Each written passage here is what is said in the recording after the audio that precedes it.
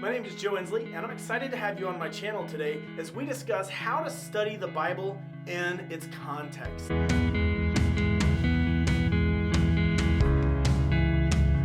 If you like my content, please be sure to like, subscribe, and share with your friends. So how do we study the Bible in context? If you're watching this video, you've probably come across a passage of scripture that you don't know how to interpret. Or maybe you've been told, you have to read the Bible in context, but you don't know where to start. Don't worry, this video is for you. If you want to study the Bible in context, the first thing you have to know is that there are 6 different literary genres in the Bible.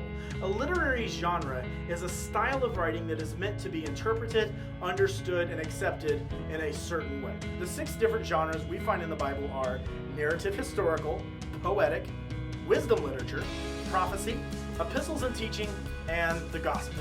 Once you know what book of the Bible you're in, which literary genre it fits into, do a little study on how to understand that literary genre.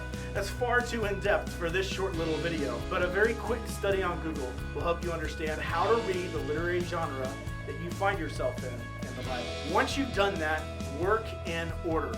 An author wrote this piece of scripture under divine inspiration to a specific audience, and now we have it today. You have to work in that same order.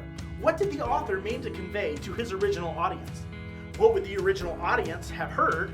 And finally, once you know those things, we can start to understand how might this apply to us today.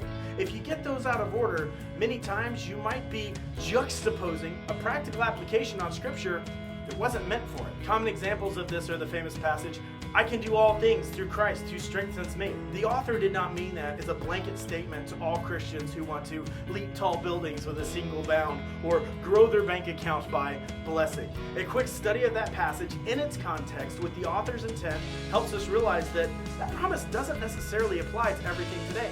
Or you'll see people take the Jeremiah passage where God promises that he has a plan for the people of Israel and he's going to do something special with them, but they take that promise as written to them. It wasn't. That was a promise that was written to a specific people at a specific time in a specific covenant. Does God have good plans for us? Absolutely.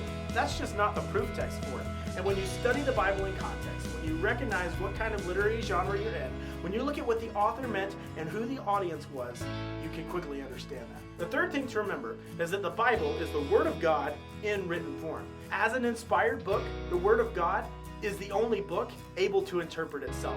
Ancient reformers put it this way: Scripture interprets Scripture. We have to use the Bible to understand the Bible, else we'll miss the point. I'm Joe Inslee. Please be sure to like, subscribe, and share with your friends.